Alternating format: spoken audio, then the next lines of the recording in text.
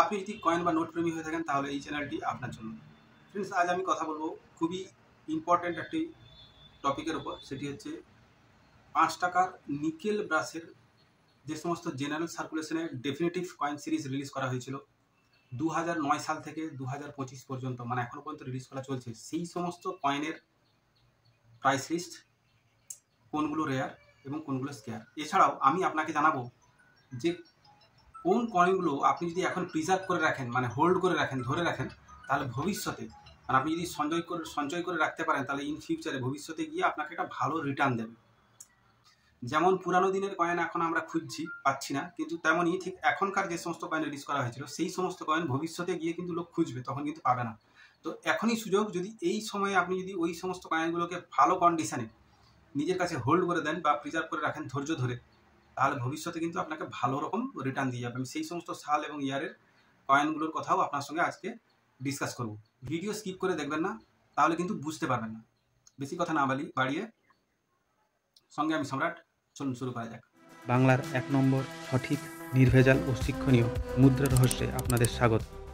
তো প্রথমেই general সার্কুলেশনে release করা 5 টাকার নিকেল ব্রাসের কয়েন সিরিজ যেটা শুরু হয়েছিল প্রথম, সেটা হচ্ছে 2009।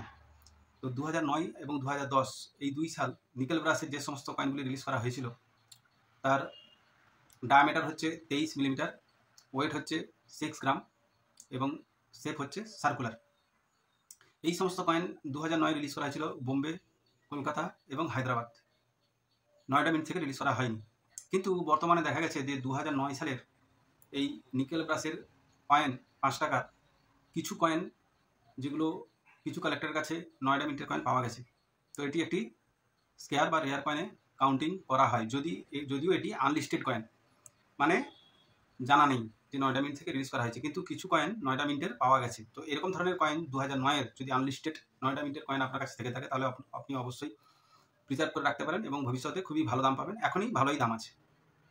2010 বোম্বে, কলকাতা, হায়দ্রাবাদ, নয়ডা 4টে মিন্টে রিলিজ করা হয়েছিল এবং 4টে মিন্টের মধ্যে নয়ডা মিন্টের কয়েন এখনই স্কেয়ার কয়েনে কাউন্টিং করা হয়।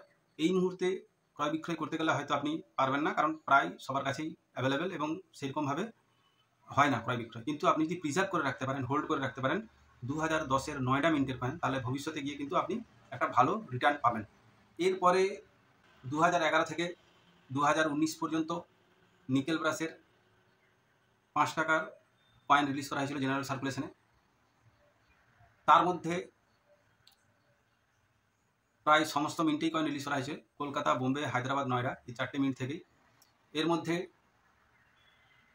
11, 12, 13 এবং 14 এই 4টি সালের নয়ডা মিন্টের কয়েন আপনি প্রিজার্ভ করে রাখতে পারেন ভবিষ্যতের জন্য। এর মধ্যে তো এখনই 2014 নয়ডা মিন্টের কয়েন মোটামুটি ভ্যালু রয়েছে, কিন্তু আমার মতে 2011, 12, 13, 14 এই সমস্ত সালের নয়ডা মিন্টের কয়েন আপনি হোল্ড করে রাখতে পারেন বা প্রিজার্ভ করে রাখতে পারেন ইউএনসি কন্ডিশনে, তাহলে কিন্তু ভবিষ্যতে আপনাকে খুব ভালো রিটার্ন দিয়ে যাবে। বাকি 15, 16, 17, 18 এবং 19 তেমন একটা ভ্যালুয়েবল নেই। হ্যাঁ, 2019-এর হায়দ্রাবাদ মিন্টের কয়েন যদি আপনি পান, তাহলে অবশ্যই প্রিজার্ভ করে রাখতে পারেন ইন ফিউচারের জন্য। এই মুহূর্তে সেরকম কোনো প্রাইস নেই। এরপরে যে কয়েন রিলিজ করা হয়েছিল সেটি হচ্ছে এগ্রিকালচার ইস্যু, বা আমরা যেটাকে রেন ড্রপ নামে চিনি। এই রেন ড্রপের কয়েন, এর ব্যাস হচ্ছে 25 মিলিমিটার, শেপ সার্কুলার, ওয়েট হচ্ছে 6.74 গ্রাম, একটু বড় কয়েন। তো এই রেন ড্রপ কয়েন বা এগ্রিকালচার ইস্যু যে কয়েনটি,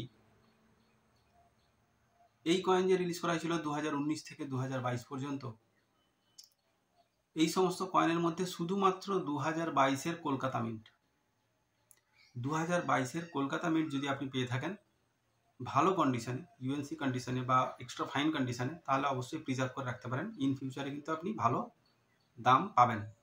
এই মুহূর্তে হালকা স্কেয়ার্স কয়েন, কিন্তু ভবিষ্যতে গিয়ে কিন্তু এই সমস্ত কয়েনগুলো হাই ভ্যালু হতে পারে।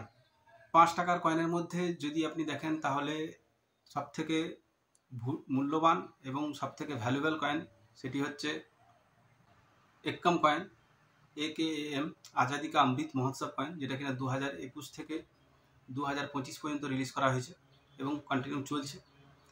তো তার মধ্যে 2021-এ দুটো মিন্ট থেকেই কয়েন রিলিজ করা হয়েছিল।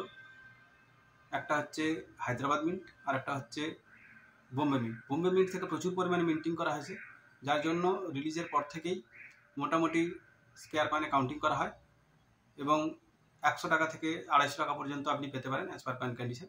কিন্তু হায়দ্রাবাদ মিন্টের কয়েন খুব কম পরিমাণ মিন্টিং করা হয়েছে, তাই এই কয়েন কিন্তু প্রথম থেকেই রেয়ার কয়েনে কাউন্টিং করা হয়।